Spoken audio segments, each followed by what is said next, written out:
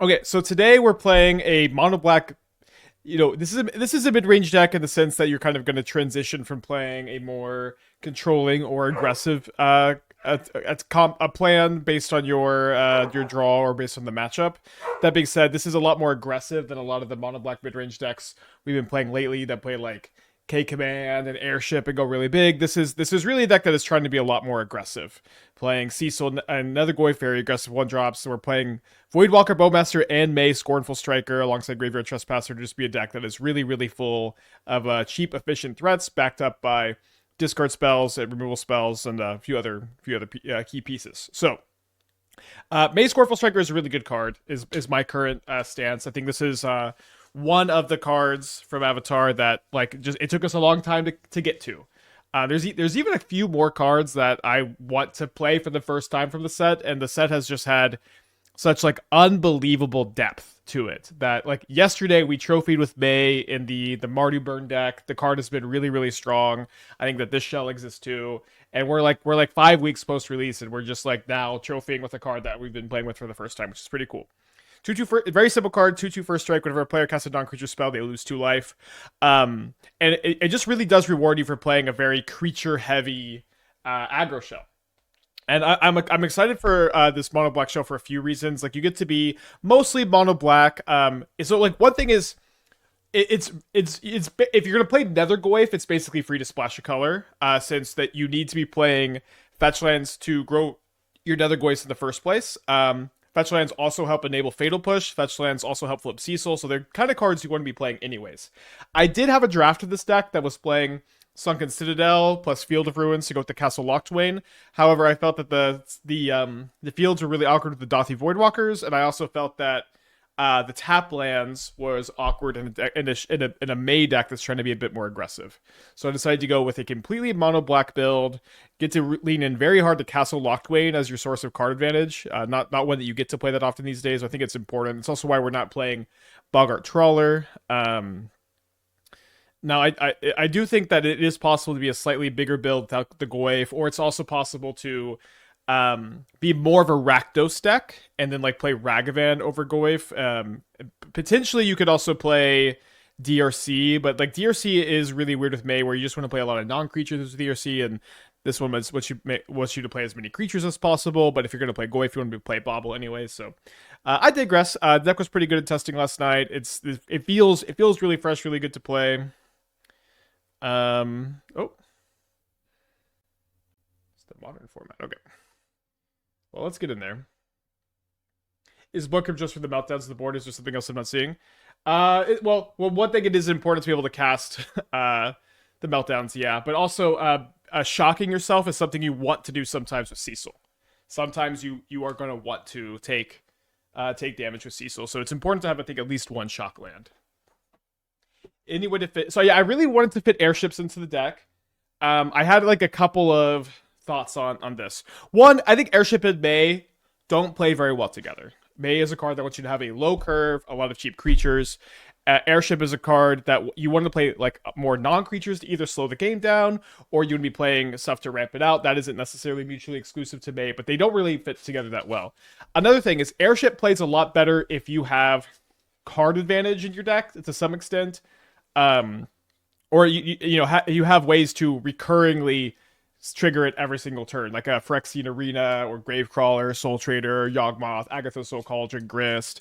Like these cards are really important in your airship decks, so that you're not just reliant on like top decking a fetch land or a Bauble every turn. K Command is another good one to like just really give you that churn, give you those spawn tokens. So without those, I just didn't think airship was a good tool. No flare this time. Where flare sucks in decks with nothing good to sacrifice to it. We have Sheoldred's Edict for the Scions. We're on the draw for round 1. I'm going to mulligan this one land, and it is a Castle Locthwain hand. And let's keep our 6, a good hand. I think I'm going to put back the Bauble. Why not go back to Soul Trader Airship deck? Well, I think the Soul Trader Airship deck is a little bit more solved than the Yawgmoth one. I think the Yawgmoth one is one that I honestly do think is better, but is one that okay, we have a Dauthi Voidwalker against the Living In deck. let me take the subtlety so I can try to resolve it.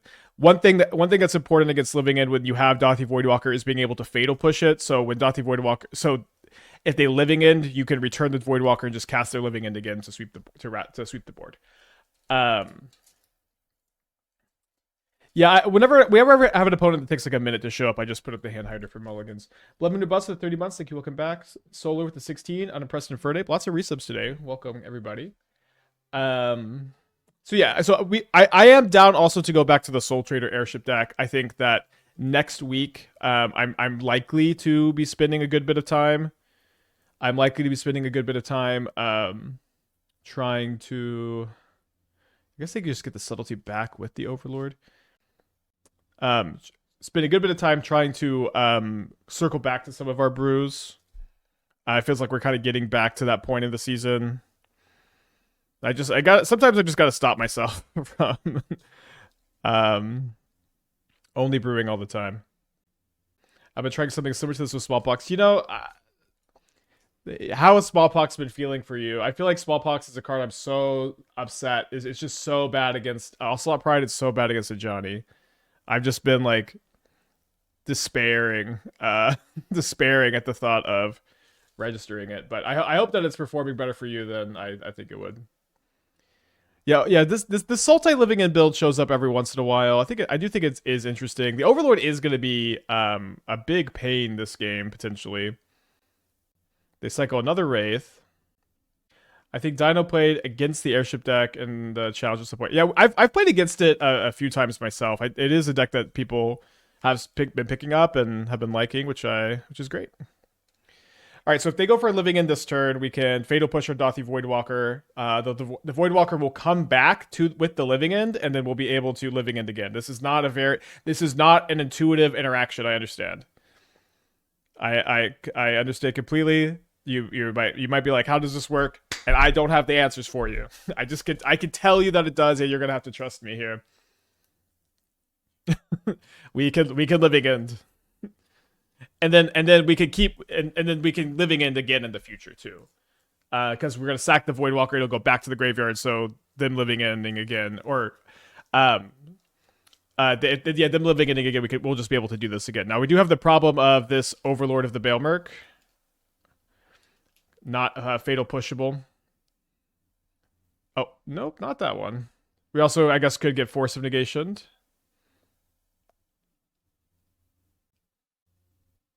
Yeah, they have Force of Negation. Well, that's living in for you. That's what all the people say. I'm going to bring in the Vexing Baubles. My opponent hits me with the smiley face after the Force of Negation. Okay.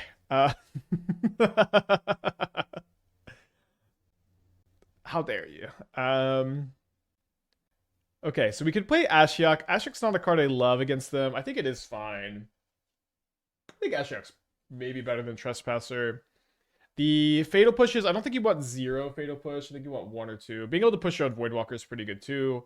Edict as a way to get Overlord off the field if they impending it. That could be important. It could be not that important also. It's kind of hard to tell. I'm down to go down on the Mishra's Baubles. Maybe 2 push 2 Edict is a good split there. 1 Ashiok, maybe 2 Ashiok. Let's do 2 Ashiok, 2 Trespassers. Don't usually love Trespassers.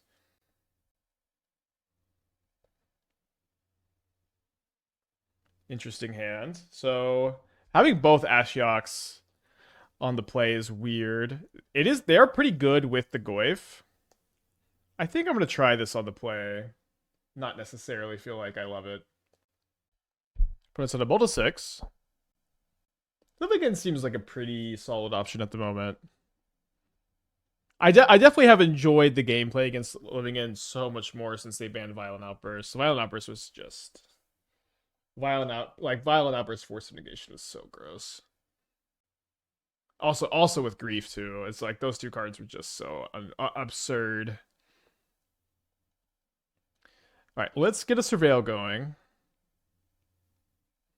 Now, the Ashiok is going to be able to grow these Goyfs really big, potentially, so I think I am down to play the second one. And then we get to self-mill ourselves, also to potentially bring some stuff back. Now they could also just go force it to Living End, and that would be hard to beat.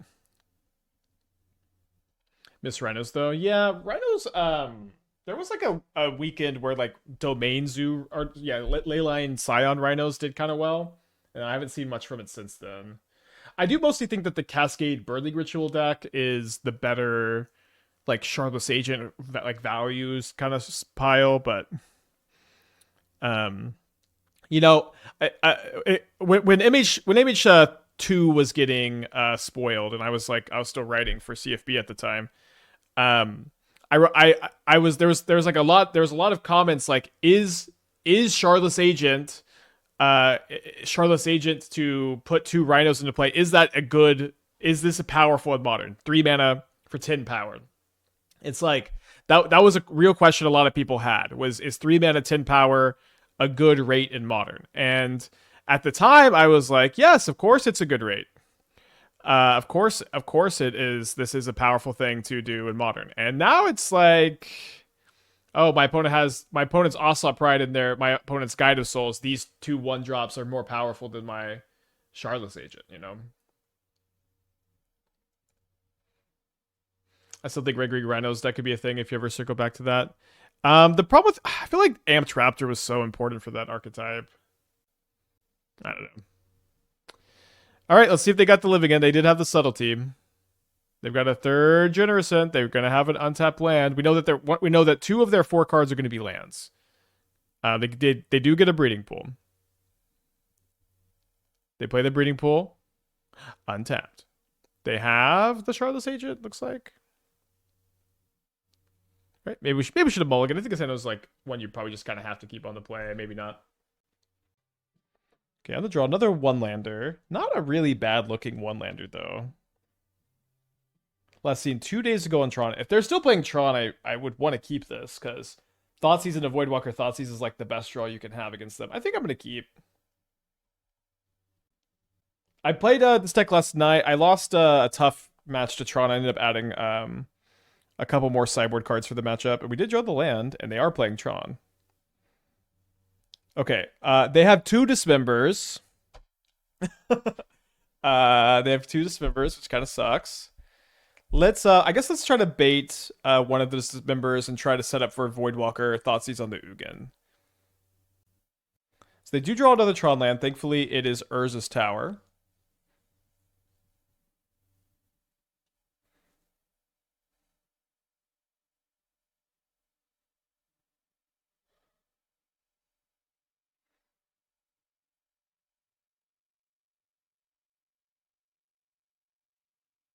Hope they don't draw another one. If they do, we can Thoughtseize the Ugin, but we really want them to Dismember. Yeah, Consign, Vexing Bauble, also tough for Rhinos. Okay, great. They Dismembered. So their hand is Abstergo, Entertainment, Ugin, Mystery card. There's the Mystery card. Popping another Relic.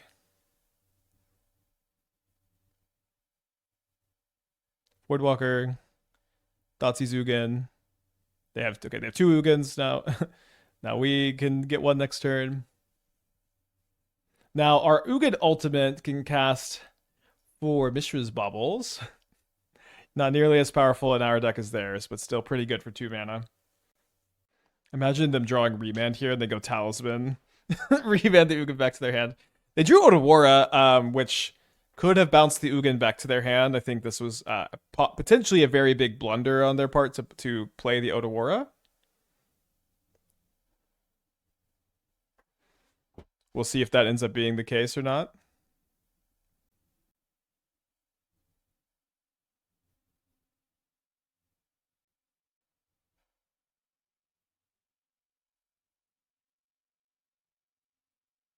I saw my VV Cauldron list and saw you running Borborygmos. Would you say you're happy with it? I applied the idea to Pioneer and found Inferno of the Star Mounts and Realm Scorched Hellkite they found good enough. You could also cast them if necessary. I guess I don't know what either of those cards do, so I'd be down to read them. Although, the most recent version, I'm not playing Borborygmos. I'm just playing a Ballista, and I think the Ballista is like clearly better than the Bobo Gristlebrand at the moment. I would say I'm very happy with those cards. If I believe that, is it Realm Scorcher Hellkite? This is one that gives haste. It's really, really important that whenever this card is in your slot, it wins the game after you've already attacked. It's like it's the only thing that matters. My message failed to send when I typed the command. MTG bot down, maybe? Give this 1 damage to any target. Very weird. Yeah, I do think that I do think that I'm mostly just interested in Ballista. I think Ballista is like pretty solved. All right, so they are able to cast Ugin here. They're gonna go after my Goyf. How do they get up to enough mana? Now, I guess they probably go after the Bowmaster because the Bowmaster is punishing their +1, right? They did get unpunished by playing the Otawara for sure. Seems like it was part of their plan with the Ugin's Lab. So they do go after the Bowmaster. They plus the Ugin to a casual 9 loyalty and 11 life. Let's get a Surveil. I think it's hard to say no to this, so I guess let's not. Now we do get a steady stream of cards as well.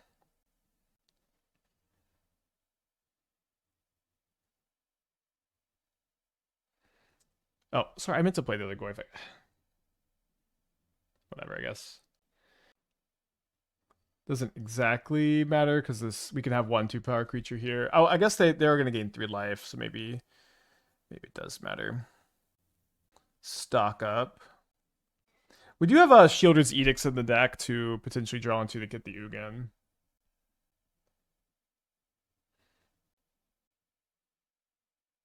So they play a power plant after casting Stock Up. Then they make 3 mana.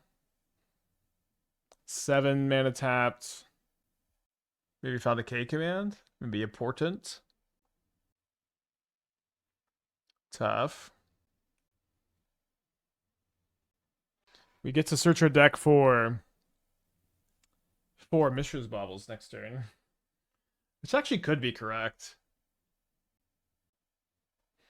Like, this gives me 4 looks at Sheoldred's Edict for the Ugin. I don't know.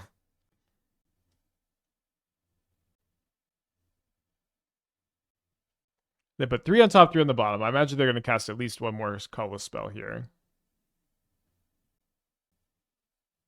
They do have to discard a card to get rid of my Trespasser. It would be the last card in their hand. They discard Devourer. Thank you, Trespasser. Yeah, I do think that this is correct. As embarrassing as it is. It's also hilarious.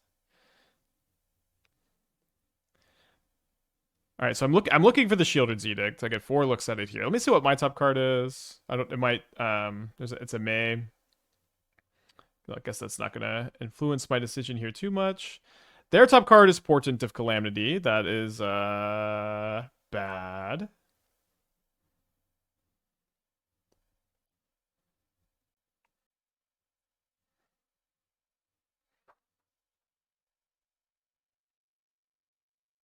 So I think I'm gonna probably want to try to push the spawns to have the Portent Brick. I don't think that we've got a much better option here. Let's go. Obviously, we also need to draw this Sheoldred's Edict, and then I'm not even sure if that's going to be enough. We don't draw the Sheoldred's Edict, and let's pack it in. All right, so I've got 3 Break the Ice and a Shatter Assumptions. Although Shatter Assumptions is worse against this deck because they've got a lot of blue cards compared to most builds, but we do have the luxury of cutting all the Fatal Pushes. We could play a second copy of Sheoldred's Edict to deal with Karns and Ugins. We could also sometimes kill Hardcast or Emrakul off Portent, although you're probably not beating the extra turn that often. Vexing Bauble can be good against Portent. However, it doesn't stop them from hitting the Emrakul.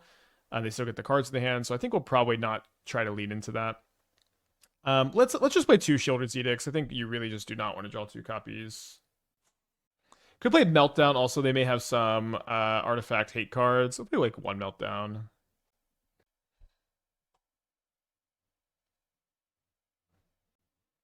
So another hand that has a lot of potential against Tron, although we're on the play this time. I think let's mulligan. Don't love seeing double Nethergoyf, or sorry, double Castle Locthwain, but I think we're going to have to keep this. Did we want to push the token earlier to try to get them to crack map to shuffle the portent? I mean, they would just never do that. They know the portent's on top from the scry.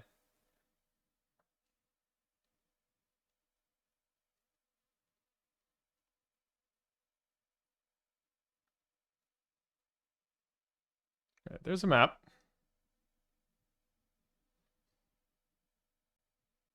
What the hell? Oh my gosh.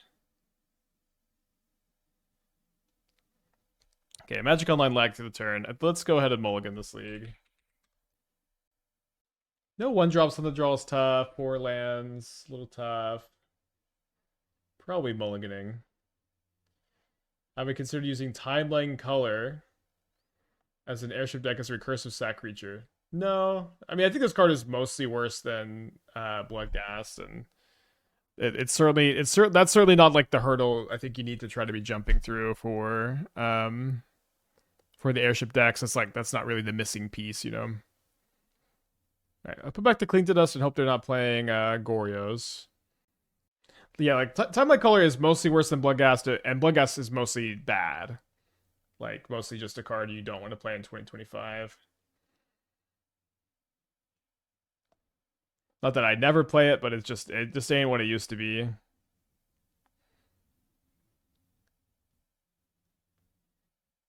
All right, so we're on the draw. We both have mulligan to 6. Definitely not a bad spot to be on a double Thoughtseize draw. Okay, well, we're probably going to win. Let's go ahead and take the Pyretic Ritual, I guess. Solo the May. Certainly the case with Storm being like a pretty popular deck in this metagame. May gets just sometimes to be 2 mana to win the game. They do keep a card on top.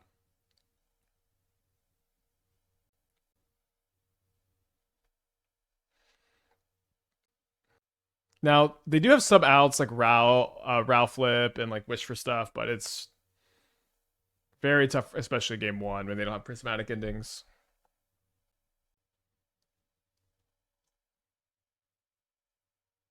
So they play the Commercial District pretty quick.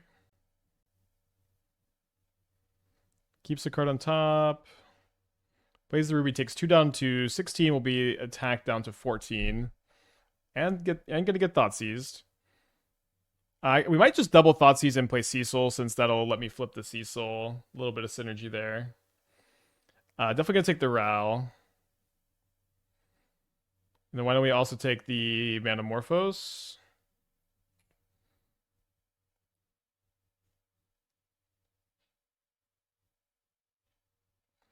So get our opponent down to 3 life points. Their hand is Desperate Ritual, Past in Flames, Mystery card. So they're going to cast a Metamorphose, take 2. Thoughtseize Bug, alive and well. I mean, yeah, you could play Death Shadow. You would really need to be a more creature-heavy version of Death Shadow, so like maybe that would be like a Scourge of the Skyclaves deck. Alright, so they do Desperate Ritual. Maybe they drew Wish off the Manamorphose. That'd be bad. Okay, they Pass in Flames. So they can cast 4 more spells here. So just trying to find a Wish, I guess, or a Ral before the May gets them. They really, they kind of have to have the Wish, like, right now. Okay, but although there's Ral, so maybe I'm wrong about this. So they can cast 3 more spells. Notably, if they lose a single flip to the Ral, this, like, makes the Bowmaster potentially lethal next turn. Although if they win it, I guess if they just win a single flip, they can ping the May. Wait, they're responding to this? Okay, so they must win the Ral flip. They do win the Ral flip. Now they have to minus the Ral. They cannot ultimate it because the May will kill them. This would be kind of crazy to lose on turn 4 after May triple Thoughtseize. I'm gonna say would be wild to lose. We have not lost quite yet. I think we're probably unfavored to win.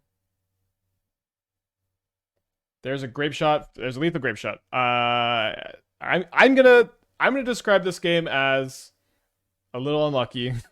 I think that's gonna be a fair assessment of that one. Holy guacamole. Okay, so we don't have a lot of the sideboard for Storm since we've got the 4 Maze in the main deck. I think that that's also pretty dang reasonable. I'm not the biggest fan of Graveyard Trespasser. I don't know if we have a lot else we could bring in. Maybe the first Meltdown's better than the third Graveyard Trespasser. Vexing Bauble really just stops Ral Ultimate, which I think we just want to, we have enough removal that we're not that worried about that anyways. I do like that Sheoldred's Edict can kill a flipped Ral. Yeah,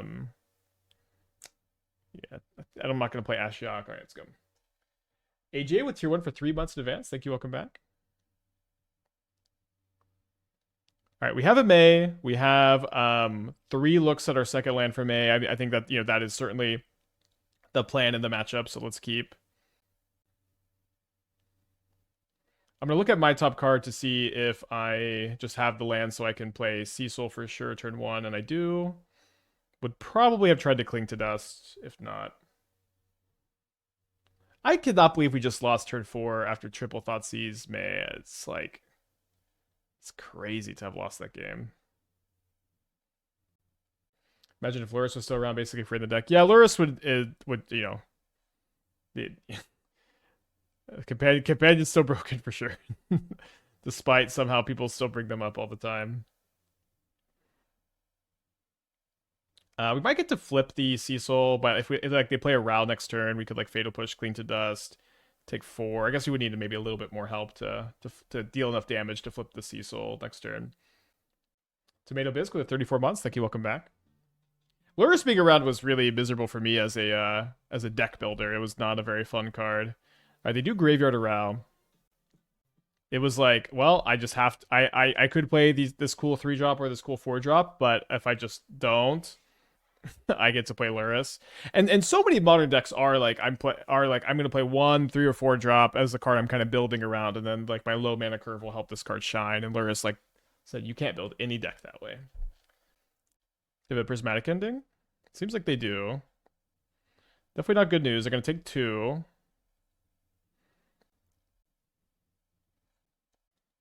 Let's hold up our mana here. I think. Bowmaster definitely got a lot better against Storm once they started playing Artist Talent, for whatever that's worth. I do think there's a good chance my opponent's light on lands because they graveyarded the Ral turn 1. Right, there's a Desperate Ritual. There's a Ral. There's a Metamorphose. Unfortunately, I'm not going to be able to Bowmaster. Would have been nice to have drawn a land myself, but we're going to take our opportunity to Fatal Push the Ral. Kind of a 2-for-1. You kind of just, get the Desperate Ritual as part of the deal here. 2 mana, 5 cards. Reckless Impulse, and they hit a Artist Talent, and they hit a Mountain. So hopefully my Bowmasters contain the Artist Talent. I will be getting rid of a Desperate Ritual from their yard end of turn. And we have a May number 2.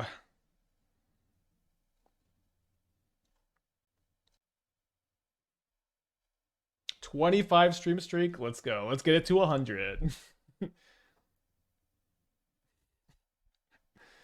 All right, so they've got Artist Talent. They've got 3 mystery cards in their hand. They can cast 4 spells, assuming that they don't just have a second prismatic ending here. If they do have a second prismatic ending, it's going to be very, very difficult for them to prismatic ending the May and also win the game this turn.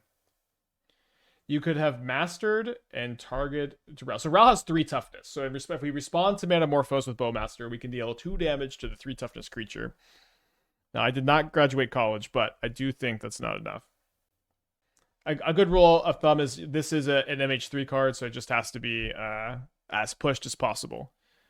Ruby Medallion, Basic Mountain. If they cast the Ruby Medallion, they are dead. Wait, how did you have Prismatic Ending in your hand? Okay, well, they're dead anyways.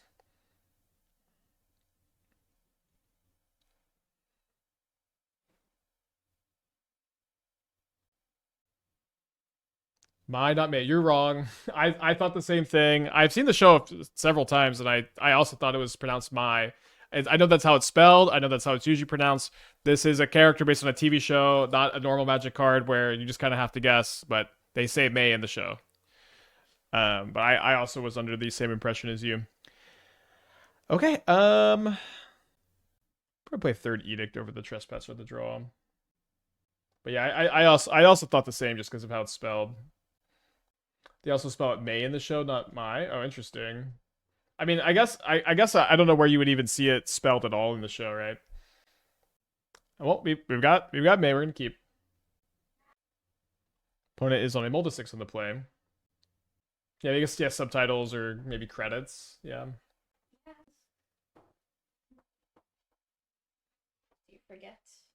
What's up? Do you forget that we are a caption household? Oh, yeah, we are a caption household. I'm gonna hold up Fatal Push for Ral here. Thank you, sweetie. Yeah, weird that they spelled it. I guess they just spelled it wrong on the Magic card then, right? They did a M. Night Shyamalan. Alright, they Reckless Impulse, they hit a Grape Shot, and they hit an Orm's Chant. Casting May into the Grape Shot seems like a foolish thing to do. So let's play the Dauthi Voidwalker. Also a good lock piece against them.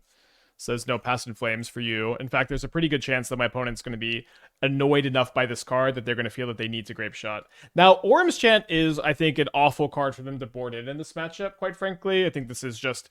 I don't understand why you would want to board this in against a deck that's going to have no counter magic and is going to be playing all lock pieces. I guess on the play you could think I'm gonna Orm's Chant you on turn 2, on your upkeep I'm gonna win on turn 3, but I don't even think that's better than just trying to have prismatic endings. Storm is a deck that does not sideboard very well. I've won a lot of games against Storm where I get into the match, I'm like, oh no, I have not prepped for Storm with this deck at all. I didn't think I'd run into it. I have no sideboard cards and not a plan that doesn't line up well against them. And then they just board in like 4 white cards and their deck does not function. Their deck does not function. Maybe trying to kick because of combat damage. I think that's a bad plan too. I think it is a bad plan to bring an Orm's Chant against a deck like ours. Although my opponent may have a different they might not know what we're playing exactly, right? Because our deck's kind of weird. All right, let's get the May down. Obviously could want a Bowmaster against the Artist Talent. Might still be able to do so. Kenny Darko with the 31 months. Thank you. Welcome back. Looks like they do have a prismatic ending. Oh, there's a bird. There's like a bird just like for a second. It like perfectly hovered outside my window. It was really cool. All right, so the exile pass. Oh, they prismatic ending my Dauthi Voidwalker instead of May. Wow. So let's go ahead and cling to dust their Reckless Impulse. Draw a card, lose 2 life. So certainly if they're going to take that line, we should just play the Voidwalker this turn, despite the Bowmaster being good against the Artist Talent. This match has definitely been much more difficult than I initially thought it would be. So we get our opponent down to 12. They only have 4 cards in the hand. All 4 of them are spells. They got the name wrong in the show. Lol, you're right, May is correct. They got the name wrong in the show. Surely they got the name wrong on in the Magic card. Surely the show name is what we should think is the right spelling, right?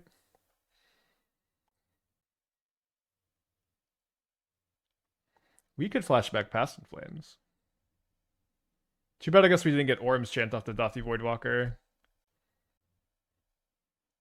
Alright, they exile a Wish. Wait, they exile the Voidwalker again. They exile Voidwalker again. So I guess they're saying that they have another answer.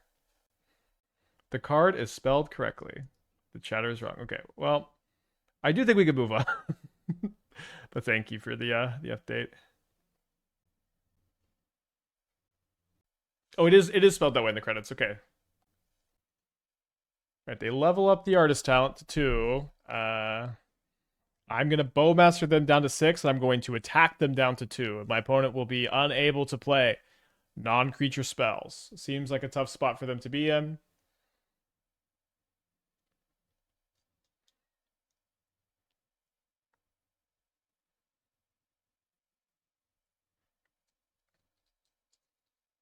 All right. That is something I think you're allowed to do on here. Not that I would really want to. Am I surprised airship hasn't become a tiered archetype? Every time I see you played, it's broken.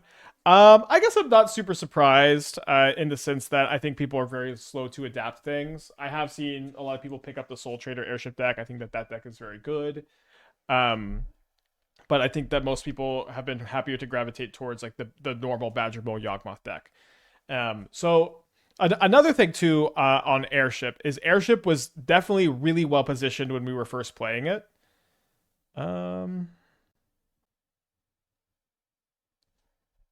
My double Voidwalker hand is kind of awkward here. Let me take the Ragavan. Yeah, so Jeskai Blink was the most popular deck when we were first playing Airship. Airship is a card that just by itself more or less solos Jeskai Blink. All right, let me cling main phase to be able to draw another discard spell and have that be an effective use of my turn here. Not that that's something I really want to have happen, but I think I need to have it as an option. They were discontinued on Amazon due to decline usage. Okay, interesting. Not that it's something I'd be interested in really, but I do think I'm gonna push the Pride instead of the Guide this game. Bad if I draw a Bowmaster, but I don't currently have a way to contain the Pride because my Dauthi Voidwalker can't block it.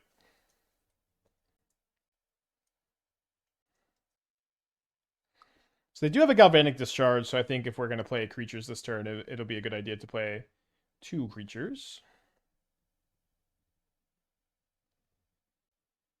Oh, let's watch the Default. Yeah, I guess not. I did watch the first episode that came out. I thought the first season was good. First episode of the season I thought was really good. I'm not really like the biggest Fallout fan, but the show's been, I think, pretty good quality. I've kind of never watched a lot of Amazon Prime in general, but I've also been watching the Critical Role show, the Mighty Nine. I thought that was pretty good. That was the only like season there, or the only like series of theirs that I actually watched a good bit of when like the actual Critical Role stuff was happening. So I guess I'm a bit more attached to this one. All right, so they got 3 cards in the hand. Arena of Glory, 2 mystery cards. Seems they found another spell. Is it a Flage? It is a Flage. So if this Dauthi Voidwalker survives, then this Flage isn't going to be able to do a lot. They are going to get to attack with a jumped Guide of Souls now, though. We also have a Cling to Dust that could get rid of the Flage if they do end up finding an answer. Definitely not in bad shape. Graveyard Trespasser would be a good draw. The Castle Locthwain could give us some help. Let's see what we draw here. Okay, we'll definitely want to keep a Graveyard Trespasser. Despite maybe not doing great in the race against Guide of Souls. Do we have anything in exile for the... I guess we do have a Galvanic Discharge, but that's not going to be able to quite kill the Guide. But it can maybe kill something else. 2 mana, 2 cards in hand. Maybe a Thraben Charm?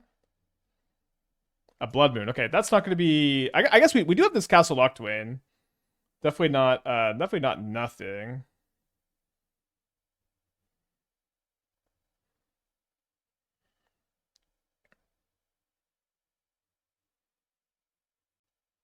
They are actually locked off of escaping a Flage until they find another Plains. Not that they would be very likely to get to do that. They found another Ocelot Pride, unfortunately. So we need to find a Fatal Push or a, Bowmaster Sheoldred's Edict sooner rather than later. Oh, I guess we do have Galvanic Discharge off the Dauthi Voidwalker, which we'll probably end up using. Let me go ahead and cash in my Cling to Dust. I have to exile...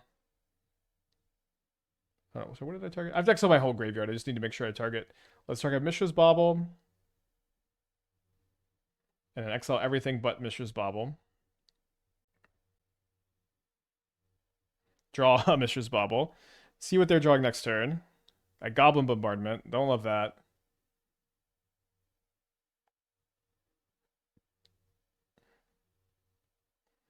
So we're hoping to draw a Fatal Push or Bowmaster off the Dauthi Voidwalker, although Bowmaster is not like that helpful because we already have an answer to this, although that is what we got. I guess we could kill Guide of Souls instead of killing Ocelot Pride. by using the Galvanic Discharge. They're spending 3 mana here instead of casting the Bombardment. Okay, Fable of the Mirror Breaker.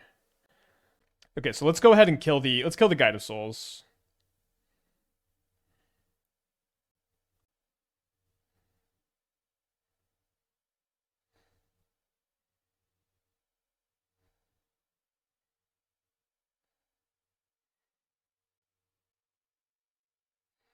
Dauthi kill Pride. Well, I mean the bow. I feel like that's not a. I would just Bowmaster kill Pride, and then the Dauthi does nothing. I feel like this. I think getting the guide off the field is the more important thing here. My life total is also kind of low. Was that the best draw on deck? No, I think Fatal Push was the better draw, whatever that's worth. Although it's kind of minor. Both it was a good top deck. Now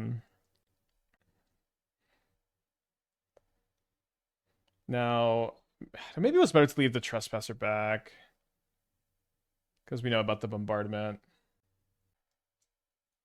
You get to flip the Trespasser here. Maybe they'll forget about the Bowmaster. They probably won't. Yeah, they don't. Oh, they go to combat really fast. Any plans to do a YouTube video with favorite best brews of 2025? Yeah, maybe. I've done videos like that in the past. I think they're fun to do. They are a lot of work because there's like, yeah, I've done 430 decks since this year, you know. So as far as getting that done, I don't know how doable it is. I guess if I make them sack this, then they just get to kill the Bowmaster for free.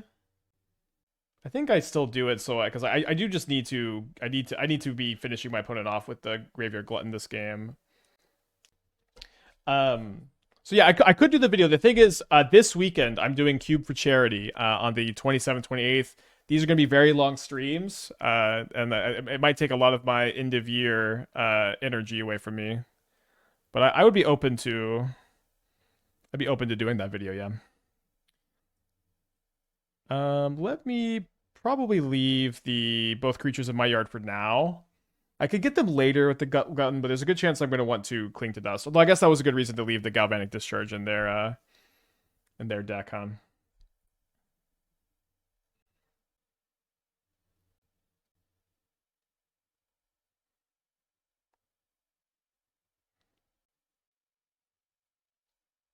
They are attacking. They're at 12. I'm going down to 8. Seems like they didn't draw anything, and neither did I. So, yeah, this Blood Moon locking down my Castle Locthwain. More annoying than I thought it would be. Let's go ahead and get the life totals a bit more even here. We're both at 10, and then they're going to go down to 6. So again, hoping that I don't think they drew anything that last turn. Maybe I guess it could have been like a discharge that they couldn't have used to kill the Glutton. That could have made some sense. Yeah, Trespasser very, very good in this matchup. They Thraben Charm, unfortunately, my Trespasser, and they're going to discard their last card, which is a Flooded Strand. And then we're going to get hit for 4 down to 6. So we're going to need another big top deck. I guess the best top deck is another Graveyard Trespasser.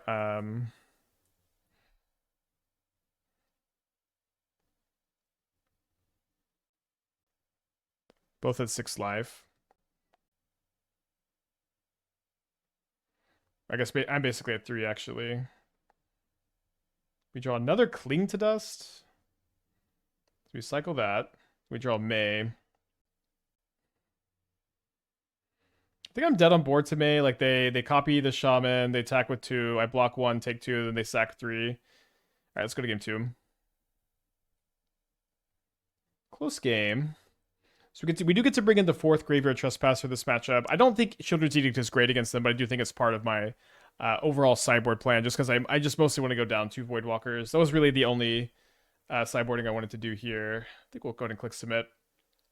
Matchup's kind of weird. Like typically I think that like Cecil, Goth, Bowmaster, Trespasser are all very good cards in the matchup for these kind of mono black decks. And a lot of times, like in the mono black K command decks, I feel very favored against Sporos. And we have a good bit of those elements here, but not all of them. Possible need a few more cards for the matchup. I think it'll be okay.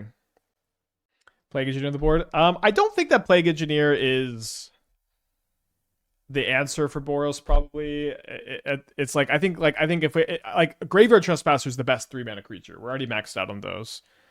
We're already maxed out on those. I feel like our matchup overall is probably pretty fine, but I don't think I would be leaning for Trespasser. Okay, so we have a hand that I don't love, but I don't like to mulligan in this matchup, and we do have Bowmaster and Trespasser, which are pretty good tools. I had only 3 Castle Locthwains last night, and I like straight up like almost never drew the card, and I was like, I just really need to draw this card more often. But maybe that was a mistake to add the 4th. So no 1-drop. Slow game. Feels like a 1 of 0-point ballad would be helpful. Can be good against Pinnacle Emissary draws as well. Okay, I guess I'll read this card. I feel like I have seen it suggested some. Oh, this one. Yeah, just the sweeper. The thing is, I just think I would usually play Damnation because it's just so much better against Affinity. Although maybe Affinity's kind of falling off a little bit. I haven't seen it as much as I had. Okay, what is my opponent not doing here? Why have they done nothing? Okay, triple Castle Locthwain.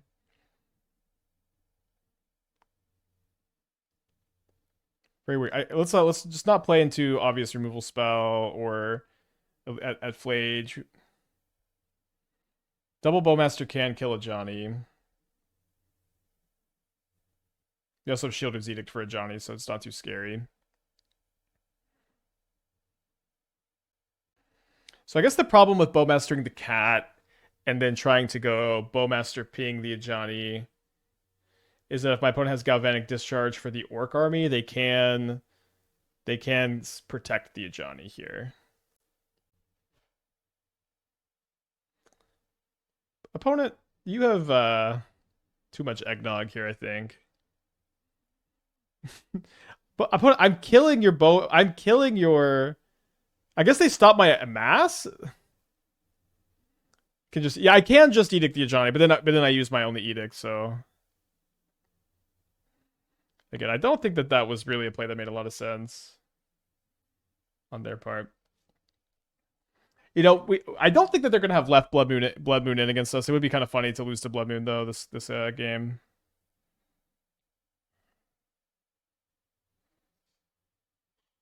Ghost Vacuum, pretty good card.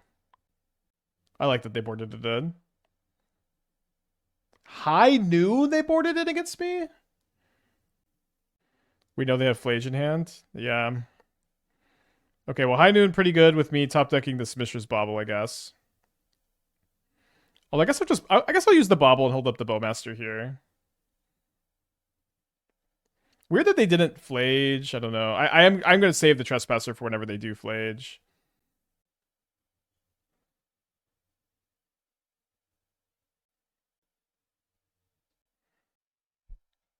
So my opponent doing nothing. We know they have Galvanic Discharge in their hand. Let's go to run out of Bowmaster.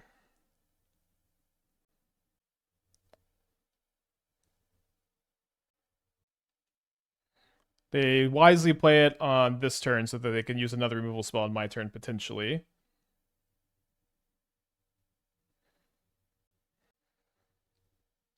Gonna run out a May, I think, over Cecil. Yeah, life total's pretty low, and we just have 2 of them, and we want to be more mana efficient. We know they have Flage in their hands. So we want to save the Trespasser for the turn they deploy the Flage.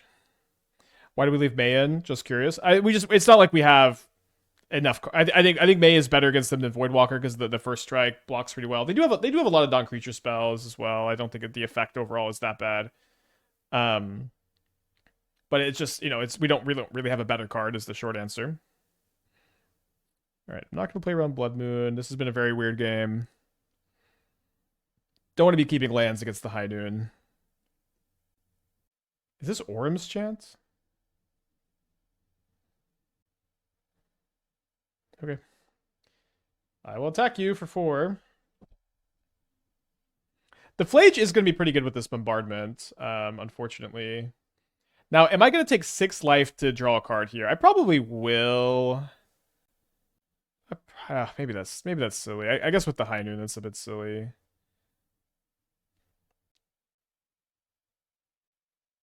Yeah, let's not do that. I just wanted a card.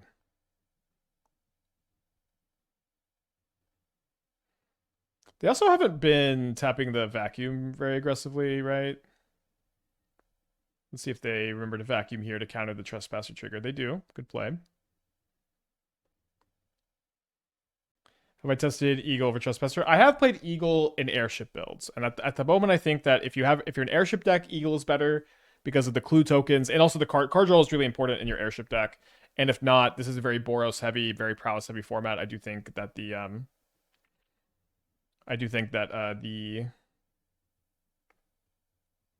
Trespasser is just largely better. Okay, they do have enough. They will have enough cards to escape the Flage next turn.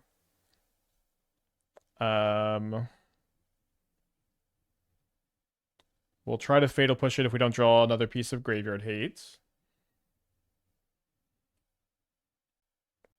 Do I try? I probably am interested in trying to Thoughtseize their last card, but I'm not going to have Revolt if I don't play a creature here.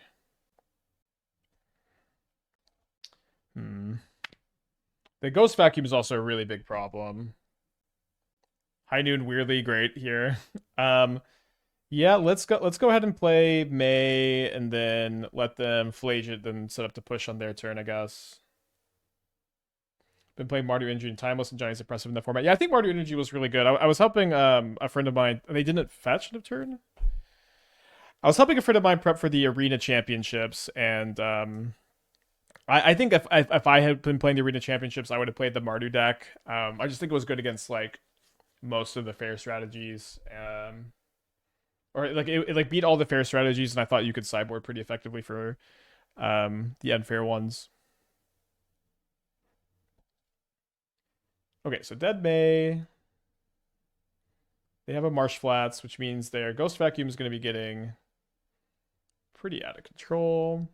But they also haven't been using the Ghost Vacuum every turn.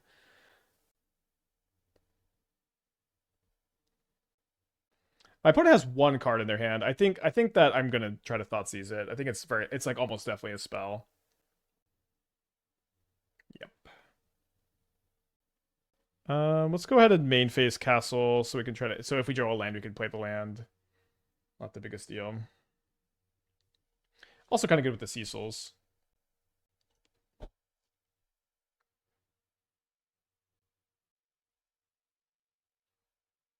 I guess one downside of the Thoughtseize is the Flage is getting more online. They do keep a card on top as well. They keep a land to pop the Ghost Vacuum.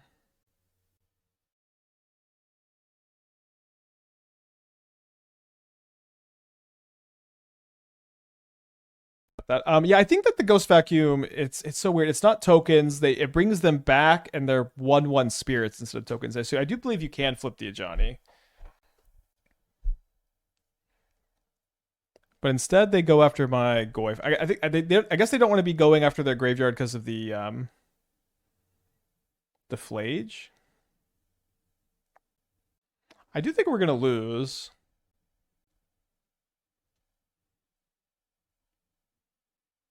I do think Ghost Vacuum is really good in these matchups. Definitely a game that I think that feels really bad to lose, or my opponent like didn't activate this Gap Vacuum. I think on like 2 turns. At least 2 turns. They boarded at High Noon and Orm's Chant. We made the right call on Thoughtseizing the last card. It's a tough one to lose. Although, you know, if honestly we topped that Graveyard Trespasser hit the Flage, we're really not that far behind because all these are just 1/1s. They target my Nethergoyf. I guess they're planning to use Goblin Bombardment to finish it off.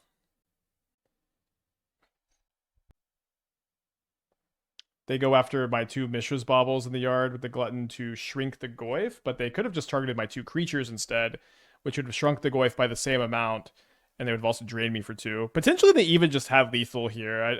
So this is 4, 5, 6, 7 because you can ping and then sack.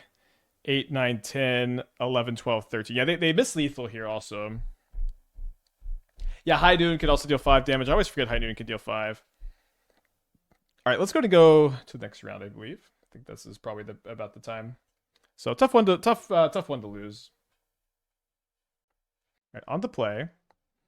against known Salt Monster, Magic Devil 666, who almost always plays Mono Blue Tron. So again, I'm just going to keep double Thoughtseize Voidwalker. This is among the best hands you can have. We have Cling to Dust as redraws too.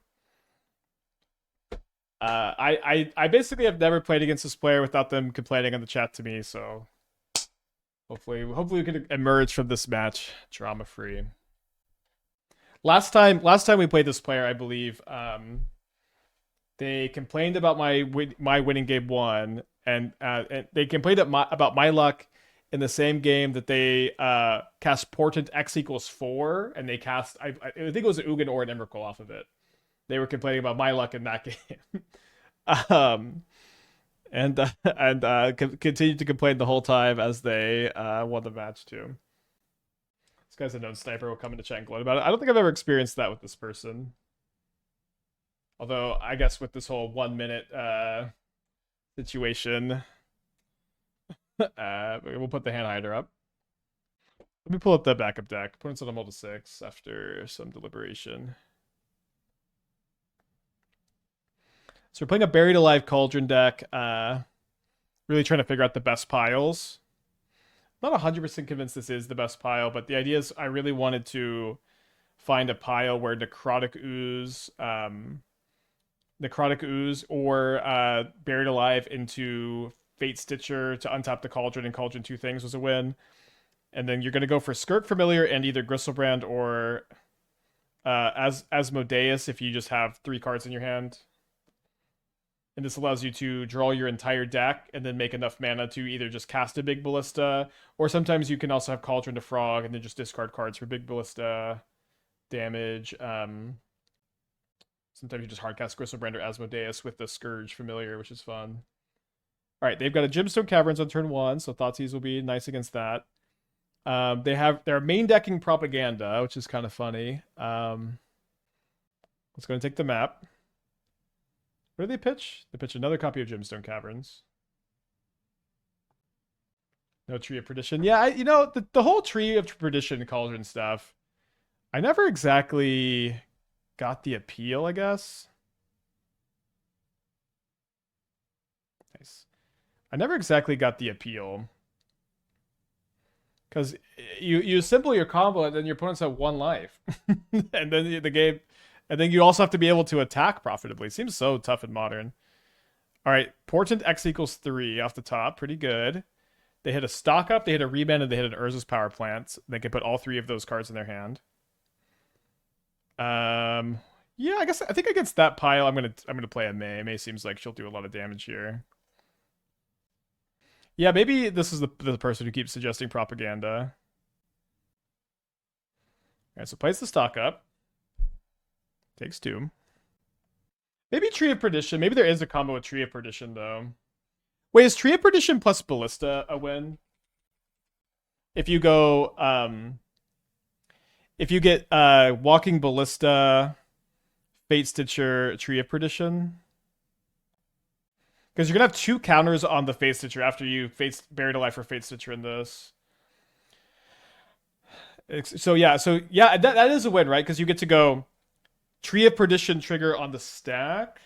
Then you remove counter. No, because then they take 2, then they go to 2. I don't think it quite works. Okay, I've drawn a Fatal Push. We're gonna Bowmaster on their turn because we know they have remands. We want to minimize their card selection and maximize or minimize their mana efficiency. Don't do that, Chase. Don't do that. You do the damage first with Tree. No, so you can't do that, because if you remove both counters with the Ballista, then you can't activate it like it's a Tree of Perdition. Not in the face of the 29 months. Thank you, welcome back. Alright, so they take 2 to remand onto 14.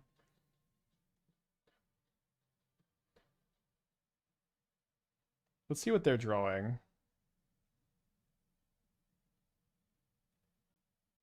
If you have a tree already under Cauldron and play 1 Ballista, you can do it. Well, I'm not worried about that. I don't think that sounds very strong. Although maybe I'm missing something about it. You need one that sacrifices to deal damage equal to its toughness. I mean, it's possible that something like that exists. Doesn't sound like... I don't believe it does, though. Alright, they've just got an Ugin's Lab. Yeah, I think I'm interested in still holding the Bowmaster here. Could have also looked at our top card to see if we could like cling to dust into another land. Probably wouldn't be the biggest deal to hit a land though. Thrill Seeker. Needing an extra mana is a big deal breaker because it's already 4 mana with the Buried Alive.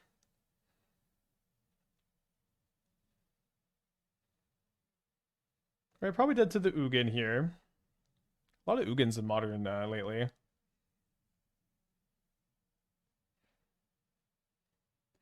We're not going to be able to attack it down, so I'm just going to Bowmaster them and hope to draw Sheoldred's Edict. One more look at the Sheoldred's Edict here. Alright, well, they could have nothing, so we're going to keep playing it out here, though obviously it's not likely they have nothing.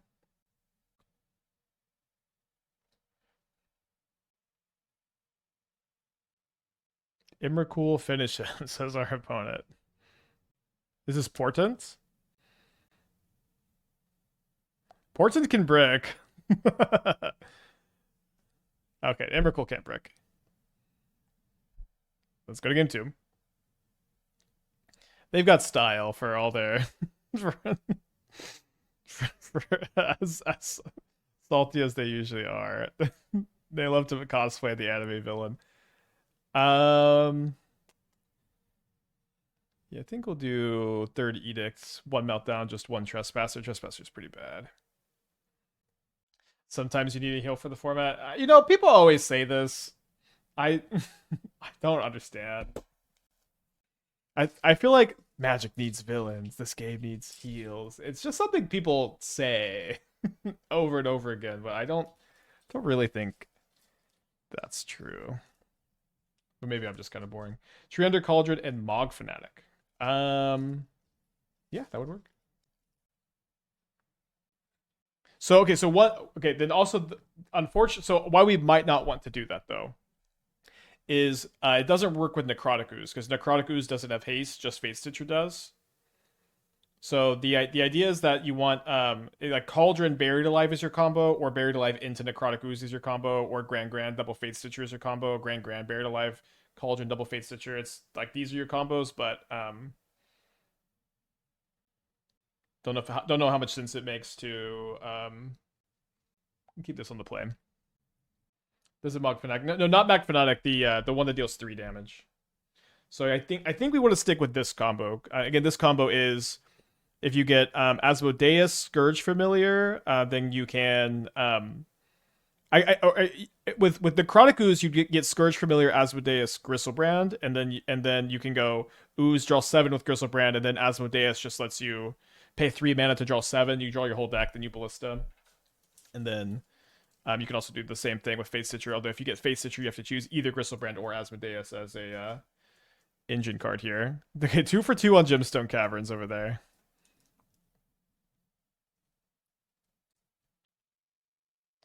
Pitching Gemstone Caverns again. Repeat of last game. Plays an Expedition map.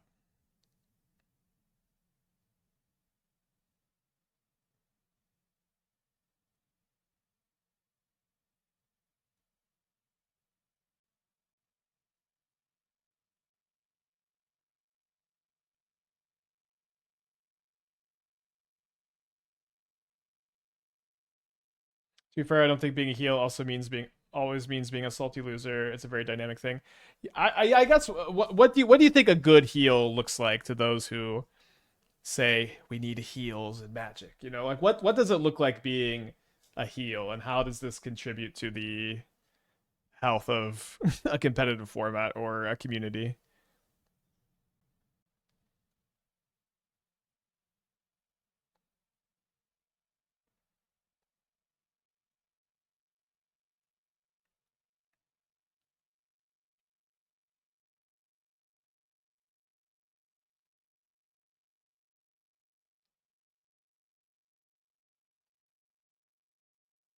Cracks the map.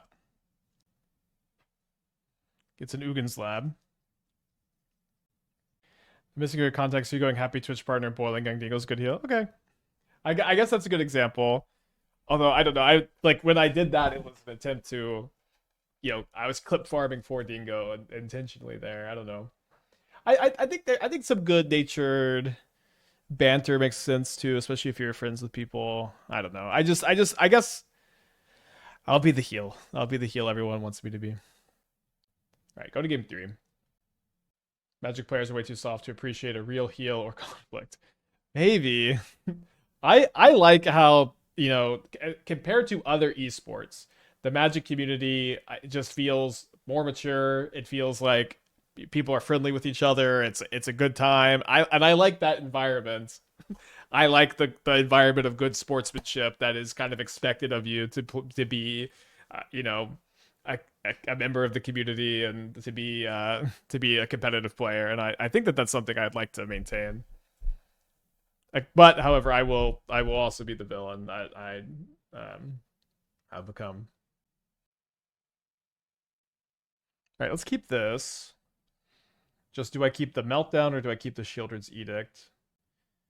The Edict could be really good with the Voidwalker. I think I'll put it back.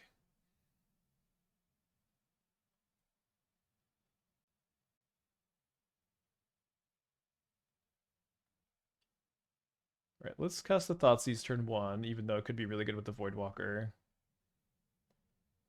So they don't have another Tron piece. Their hand is Remand, All is Dust, Ugin's Lab. I think we need to take the Remand.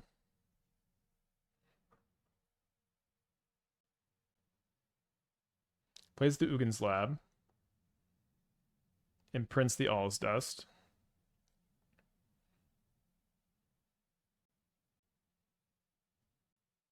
Imagine you're on a tournament and an opponent hits you with "You are so bad I'm playing with my hand revealed" instant mind damage. I would love that. I want to call Magic a true esport specifically because it can be played fully with electronics. Yeah, I mean, although I think that that's a little bit nitpicky when we're talking about like how Magic is. It's like it's very esport adjacent in the way that it's played with tournaments. Like it's pro structure. It's like it's elevated beyond like just kind of like a short term game that people kind of pick up and drop. It's something that people play for a long time. All right, so their hand is Island, mystery card, mystery card. They have K. They have K command. Is this not a children's card game? I mean, you could call Magic a children's card game. I don't think that Magic really ever has been particularly child friendly personally, but I have kind of always felt like it's a bit too complicated. It is scry drawing.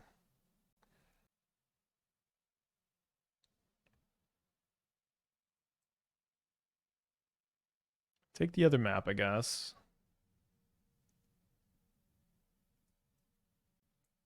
Stocking up. So they're gonna have Tron next turn. So did they find Tron plus payoff off the stock up? They might have. They are gonna have the All is Dust at like the minimum here.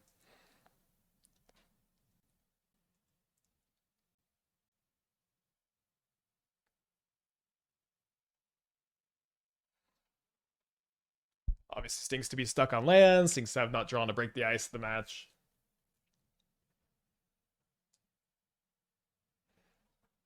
Best case scenario, we get All is Dusted. Do you think we're supposed to play the Voidwalker to kind of make it happen? Like if we're playing the Bowmaster instead, and then they're not going to All is Dust just the Cecil, then that's not exactly a good spot for us either. Looks like a big Portent. Could be a K command. Portent. Hits a Dugan. All right, let's play the Buried Alive deck, I guess. Unfortunate. I think it's a good time to move on. Because tomorrow I want to do the all-day Yawgmoth airship grind that I've been wanting to do. I have an updated build.